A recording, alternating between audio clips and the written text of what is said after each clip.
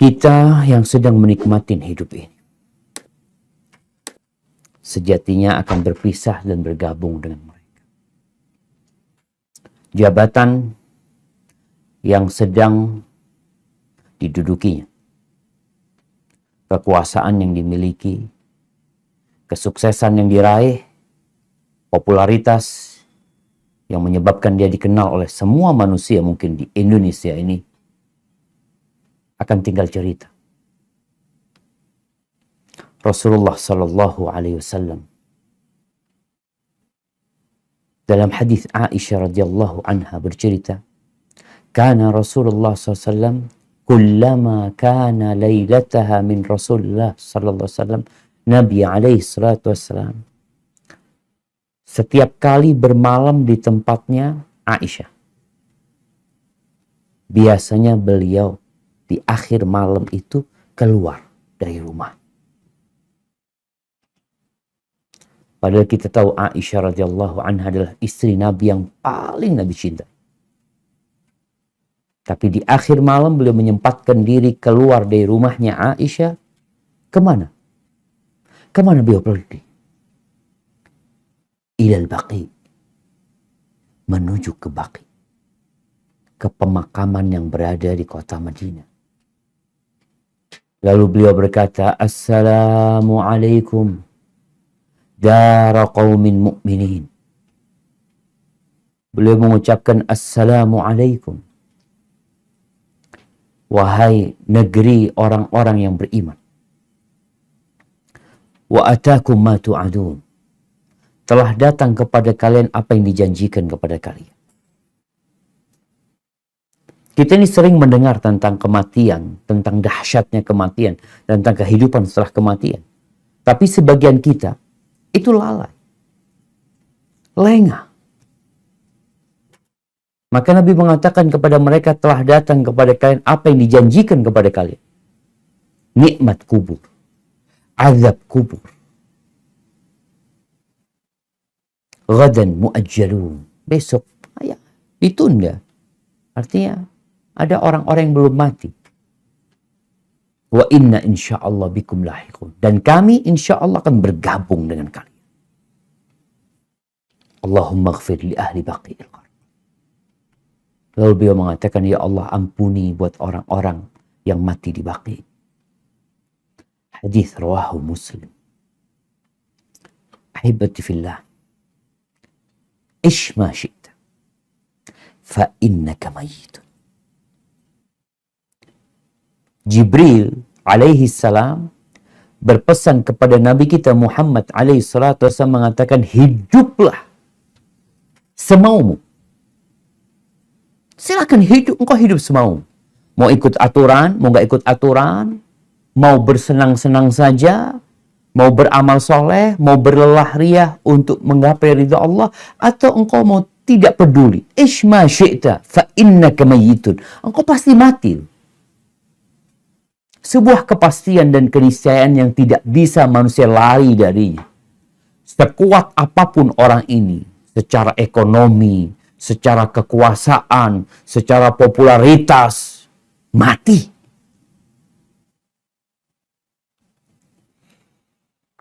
Kalau dikatakan kepada kita, 30 hari lagi kamu akan mati. Dokter mengatakan, kayaknya umurmu gak panjang lagi. Mungkin 30 hari lagi. Itu kalau nyampe. Kira-kira apa yang akan kita lakukan? Kalau dikatakan kepada kita 7 hari lagi engkau akan mati. Berubahkah kita? Atau kita tetap seperti apa adanya? Kalau dikatakan kepada kita 3 hari lagi engkau akan. Semakin mendekat kepada kematian, kita biasanya semakin bersiap-siap. Lalu kalau terakhir dikatakan besok engkau akan mati, mungkin kita tidak akan keluar dari masjid.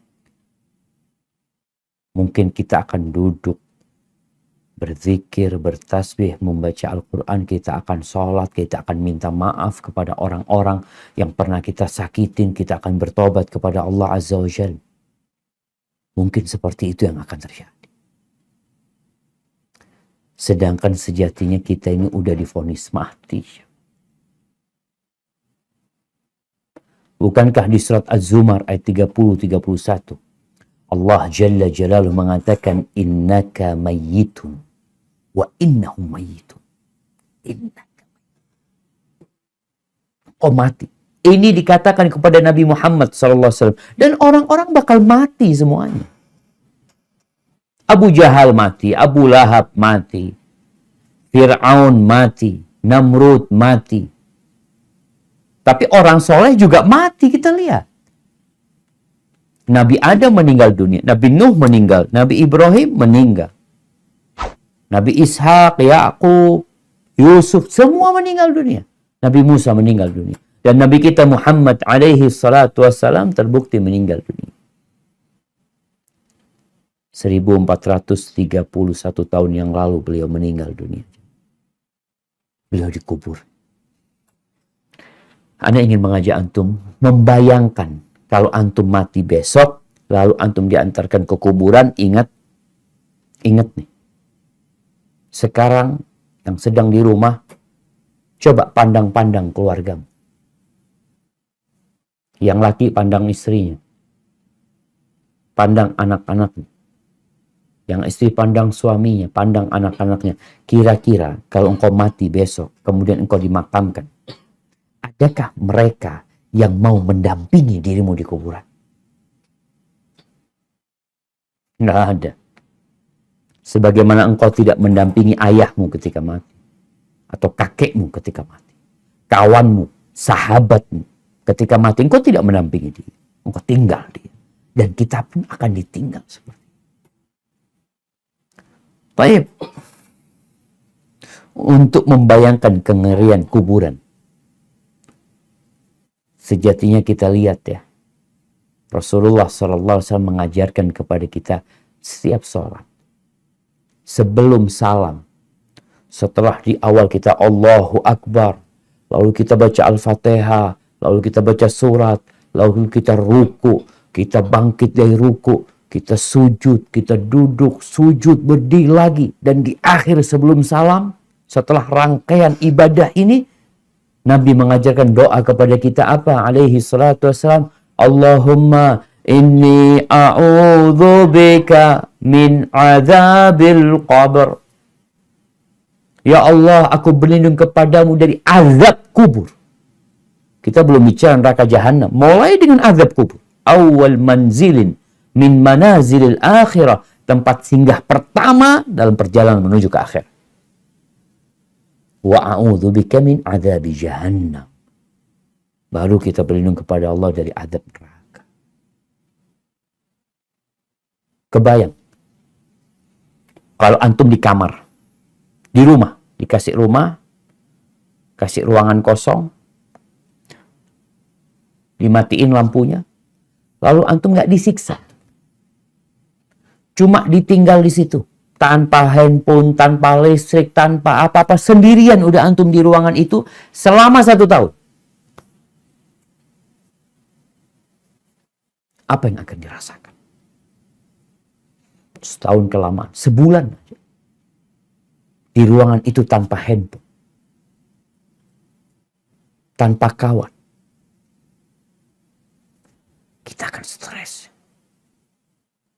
Makanya ada orang-orang yang na'udzubillah bunuh diri. Dia berpikir dia selesai dari semua hujatan, dari semua masalah, dari semua problematika. Dia mati bunuh diri. Engkau akan sendirian di sana. Lebih parah lagi engkau di sana.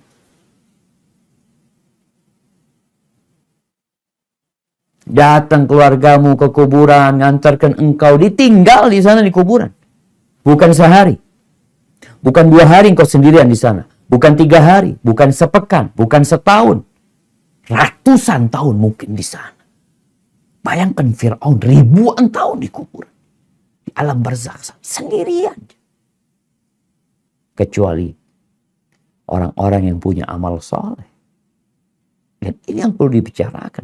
Kalau engkau dikatakan besok mati, engkau bawa apa ke kuburan sana? Apa amalan yang sudah engkau kerjakan? tatkala engkau menimbang antara dosa-dosa yang dikerjakan dengan amal soleh, lebih banyak dosa? Enggak mungkin. Mungkin lebih banyak.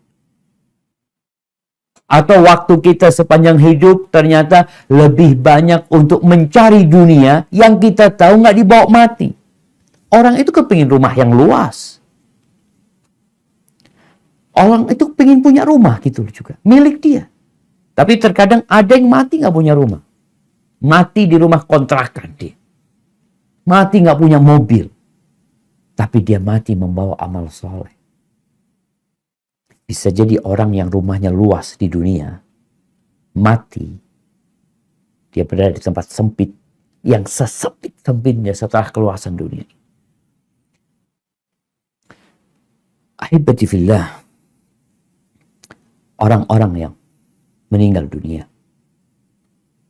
akan menyesal ketika tidak punya persiapan. Oleh karena itu Nabi SAW mengatakan aktsiru dzikra hadzimil ladzat. Kalian perbanyak mengingat penghancur kelezatan. Penghancur kelezatan.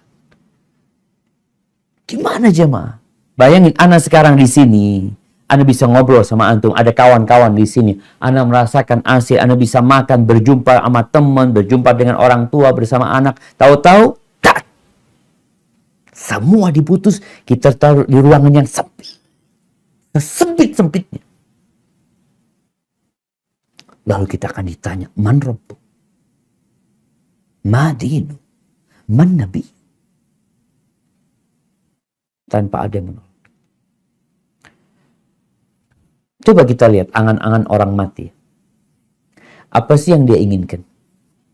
Kalau orang soleh, dalam hadis riwayat Bukhari, Rasulullah sallallahu alaihi wasallam mengatakan, "Idza wudi'atil janazah wahtamalaha ar-rijalu ala a'naqihim." Apabila jenazah itu telah diletakkan di keranda, kemudian dibawa oleh laki-laki di atas pundak mereka, fa in kanat salihatan qalat qaddimuni. Kalau dia orang soleh, maka dia akan mengatakan, segerakan aku. Kok bisa? Iya. Dunia yang begitu luas ini. Dunia yang begitu mempesona. Yang begitu menggoda. Yang membuat kita merasakan kelezatannya bersama kepahitannya. Itu penjara buat orang-orang soleh yang beriman. Penjara. Jadi kematian buat mereka adalah sebuah keindahan sebenarnya. Ketika harus pindah menuju ke tempat yang lebih luas. Kalau orang soleh. Bukan orang kaya. Bukan pejabat. Bukan orang yang populer. Bukan orang yang banyak followernya. Orang soleh, kata Yesus. Dia akan mengatakan, qaddimuni. Wa in kanat ghaira salihah. Tapi kalau dia itu bukan orang soleh, jenazah ini akan berkata, ya wailaha, aina yadhhabuna biha. Celaka ini. Mau dibawa kemana ini? Dikeluarkan dari rumah. Kita lihatlah. Apa yang dibawa tuh orang-orang mati? Kekayaannya 10 miliar. Yang kaya raya kita bilang. Ini orang kaya raya. Nggak ada yang dibawa. Sama dengan orang yang nggak punya apa-apa. Orang punya uang 1 miliar sama orang punya uang 1 juta. Sama matinya. Dibungkus kafan. Dibawa ke sana. Kuburannya sama. Enggak usah lebih luas. Nggak ada, kuburannya sama. Walaupun tanahnya luas. Tetap satu petak itu tempat dia. Tempat badannya dia. Tinggal dia orang soleh atau tidak. Kalau orang soleh, maka dia akan teriak, mengatakan segerakan. Tapi kalau dia nggak soleh, ya tadi kita bicarakan. Antum kalau di penjara, lihat ya kadangkala kalau ada sidang, vonis dibacakan, divonis 20 tahun, langsung menangis. 20 tahun. Cuma 20 tahun itu. Bayangin orang yang mati 1000 tahun yang lalu sampai sekarang di kuburan, di tempat yang sempit itu berapa tahun? 1000 tahun dia di sana. Di penjara, subhanallah. Engkau ketemu kawan, dikasih makan, duduk, ngobrol. Makanya yang ditakutkan oleh orang yang di penjara itu, kalau ditaruh di penjara sendirian. Ditutup. Nggak ada suara apa-apa. Hanya dia dengan dirinya sendiri. Dia kepingin mati, tapi dia sudah mati.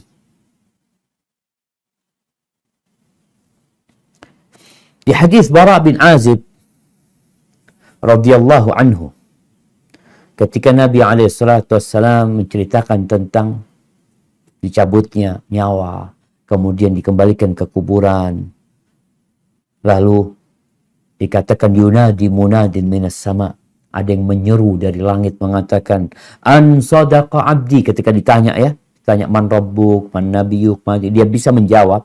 Ada yang menyeru dari langit mengatakan an sadaqa abdi, benar hambaku. Ini kalau orang benar. Ditanya man rabbuk, rabbi Allah. Madinuk Islam. Ma taqulu fi hadzal rajul alladhi bu'itsa fikum? Muhammad SAW, utusan Allah. Tapi kalau orang ini fajir, orang yang imannya ikut-ikutan, nggak ada keyakinan di dirinya, hanya lisannya yang mengatakan, hanya status yang berada di KTP dia muslim, tapi dia tidak meyakini hal itu dan tidak tampak dalam perbuatannya. Ketika ditanya man rabbuk, madinuk, man nabiyuk, sami'tun nas yaquluna faqultu. Aku mendengar orang katanya Allah, katanya Muhammad, katanya Islam. Aku ngomong kayak gitu. Itu dipukul pakai martir jamaah sampai hancur.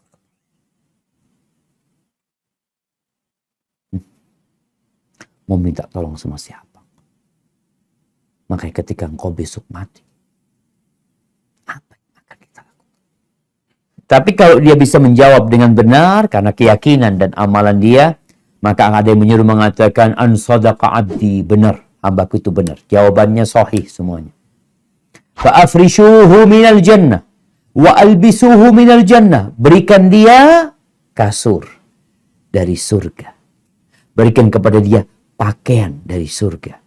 Tempat yang sempit itu tahu-tahu jadi luas, jadi indah. Waftahu lahu baban ilal jannah, dan bukakan bagi dia pintu ke surga. Nggak sendirian sudah jemaah. Orang tuh sendirian kalau pegang handphone bisa bertahan dia.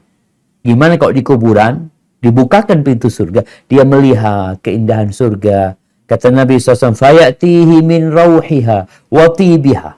Datang aromanya, wanginya kepada dia. Wa yufsah lahu fi qabrihi madda basari. Dan kuburan yang sempit itu diluaskan di alam barzakh sana buat dia sepanjang mata dia memandang. Dia tidak terkurung lagi. Lalu manusia ini kan tetap kalau sendirian di rumah yang bagus, di tempat yang indah, kalau sendirian nggak nyaman dia. Manusia yang namanya insan karena dia perlu kawan. Dia makhluk sosial. Lalu datang. Wa ya'tihi rajulun hasanul wajh, hasanul thiyab. Akan datang kepada dia seorang yang wajahnya indah, yang bajunya bagus, yang wangi, lalu berkata, abshir billadhi yasurruka. Bergembiralah dengan yang menggembirakanmu. Kemudian, hadza yaumuka alladhi kunta tu'ad. Ini hari yang kau dijanjikan. Jemaah, kita sholat, kita sedang dengar kajian dapat apa? Kita sholat dapat apa? Ramadan bentar lagi, kita puasa, kita sholat tarawih, kita baca Quran sebulan penuh, dapat apa? Fulus nggak dapat kita. Dapat capek kita, iya. Lelah kita. Kalau orang bekerja dapat duit. Makanya dunia ini dar amal, negeri untuk beramal tanpa hisab. Kita nggak dihitung di sini. Nggak dikasih tuh balasan yang kau sholat 5 waktu, dapat duit 100.000. Enggak. Sholat ke masjid, dapat duit 1 juta. Enggak. Berangkat haji, nggak dapat apa-apa. Karena balasannya nanti. Tatkala ajal menjemput kita. Di tempat itu loh, kita lihat kuburan sana tuh, itu awal. Tempat kita akan mendapatkan balasan. Datang nih orang yang wajahnya indah, aromanya wangi, pakaiannya juga bagus. Lalu dia memberikan kabar gembira. Lalu tanya, engkau siapa? Engkau siapa? Kok wajahmu wajah yang penuh dengan kebaikan gitu loh. Aroma juga wangi, kata dia. Ana amaluka saleh. Aku amal saleh. Aku amal saleh. Ma alimtuka illa kunta sari'an fi ta'atillah. Aku tidak mendapatimu kecuali orang yang bersungguh-sungguh. Segera kalau beramal soleh. Berbuat maksiat, jauh. Subhanallah. Ini orang kalau amalnya baik. Lalu dia mengatakan, Rabbi ajil qiyamas. Ya Allah, segerakan kiamat. Karena dia melihat surga tuh. Dan ditampakkan kepada neraka. Kalau engkau nggak beramal soleh, ini tempatmu. Sehingga dia semakin gembira. Tatkala dia minta didirikan kiamat, dia mengkaima arji ila ahli wa amali, supaya aku bisa ketemu sama keluarga aku lagi.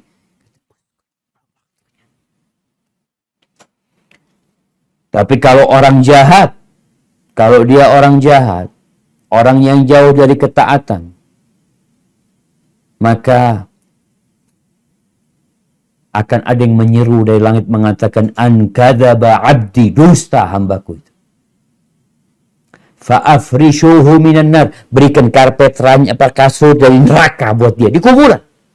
Mungkin kita melihat kuburannya nggak ada apa-apa, Ustaz, semuanya sama. Enggak. Alam barzakh itu alam yang luas. Dikasih kasur dari neraka, dikasih pakaian dari neraka, dan dibukakan pintu ke neraka. Lalu datang orang. Ini jamaah. Sebagian orang memperolok-olok neraka. Memperolok-olok azab kubur. Tidak mempercayai adanya hari akhirat. Ketika masuk neraka, oh nanti aku ketemu sama orang-orang terkenal. Ketika itu engkau hanya akan ingat sama diri sendiri. Kiranya kalau orang ini dibakar tangannya, lalu datang orang terkenal, dia akan peduli sama orang terkenal itu. Kalau datang kepada dia wanita yang cantik, yang dia sukai, dalam kondisi tangannya dibakar, dimasak, dia akan melihat kepada perempuan tersebut. Kalla wallahi. Dia akan sibuk dengan tangannya yang dibakar.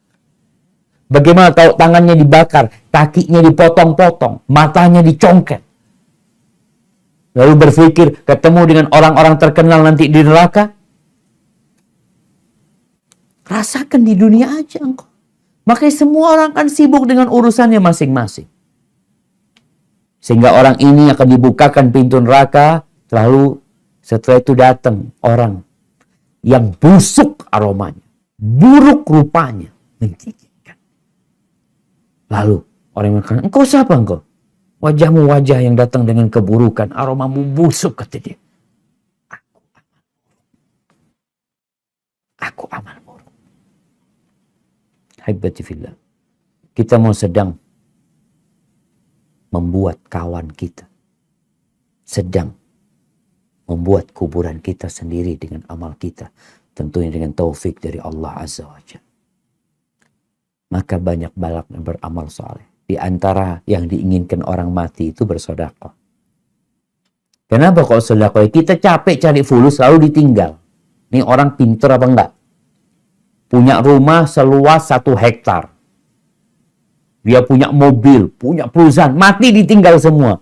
Engkau bener enggak engkau manusia cerdas? Katanya engkau doktor. Kok ditinggal semuanya itu? Ya, orang yang cerdas adalah orang yang membawa hasil kerja dia ke kuburan. Di surat Al-Munafiqun ayat 10 sampai 11. Allah Azza wa Jalla mengatakan, wa anfiqu mimma razaqnakum min qabli an ya'tiya ahadakumul maut. Infakkan dari apa yang kami rizkikan kepada kalian sebelum datangnya kematian. Fayaqula Rabbi, kemudian orang ini mengatakan, Rabbi laula akhartani ila ajalin qarib. Kalau engkau akhirkan umurku sedikit aja, dikit dimundurin. Kalau mati jam 7 umpamanya, mati jam 7:05. Kepingin apa orang ini? Kepingin apa? kepingin menyelesaikan bangunan rumahnya, ingin menyelesaikan pembelian tanah, apa yang dia inginkan? Fa'asaddaq. Dia ingin sedekah. Wa akun minas salihin. Dan aku jadi orang soleh gitu. Tahu nih sedekah ini bukti keimanan. Orang kerja mengeluarkan uangnya berbagi jalan Allah. Itu bukti engkau beriman dengan hari akhir. Bukti keyakinan bahwa dunia ini akan hancur. Bahwa dunia ini hina. Makanya Nabi SAW ketika beliau tidur di atas tikar yang membekas di perutnya. Para sahabat sedih. Mereka mengingat, ya Rasulullah, tuh raja-raja Persia, raja-raja Romawi, bergelimang harta, hidup dalam kemewahan, menikmati dunia ini. Sedangkan engkau, ya Rasulullah, kau tidur di atas tikar membekas di perutmu. Apa kata Nabi SAW? Mali walid dunya. Apa urusanku sama dunia ini? Apa urusanku sama dunia? Innama mathali wa mathalud dunya. Karakibin istadhalla tahta syajara. Tumaraha wa tarakaha. Aku ini seperti hubunganku sama dunia ini seperti seorang musafir, pengembara yang naik onta, naik kendaraan, tahu-tahu singgah di bawah pohon, berteduh, lalu pergi meninggalkan pohon itu selama-lamanya. Dan Nabi kita alaihissalam di kuburnya itu sudah 1431 tahun. Hidup di dunia cuma 63 tahun. Bayangin tuh orang-orang yang hidup di dunia. Berapa lama hidup di dunia? Lebih lama di kuburannya sebelum nanti di akhirat. Wala yu'akhirallahu nafsan idza jaa ajaluha wallahu khabirun bima ta'mal. Allah nggak akan menunda apabila ajal itu sudah tiba. Kebanyakan orang mati ini yang akan dia sesali karena menunda-nunda. Hebati filah, depan kita Ramadan sudah. Engkau mau tobat kapan? Apakah engkau masih makan haram? Engkau masih riba? Apakah engkau masih berzina? Engkau masih ngambil hartanya orang, masih korupsi, masih meninggalkan sholat? Kapan kau akan bertobat? Oh iya nanti. Kematian datang tanpa engkau tahu dia datang. Maka hebati filah, saatnya kita bersama-sama mempersiapkan diri untuk menyambut bulan Ramadan ini dengan bertobat, membersihkan hati. Ya, kalaupun kita nggak sampai ke bulan Ramadan, kalaupun kita mati punya niat baik. Mau menghatamkan Quran, mau sholat malam, mau berbagi di bulan Ramadan, mau iktikaf, niatkan semua kebaikan. Tapi sekarang kita mulai berubah dan menunggu waktunya tiba. Hadza wallahu a'lam bishawab. Mungkin itu yang bisa saya sampaikan. Kurang lebihnya mohon maaf.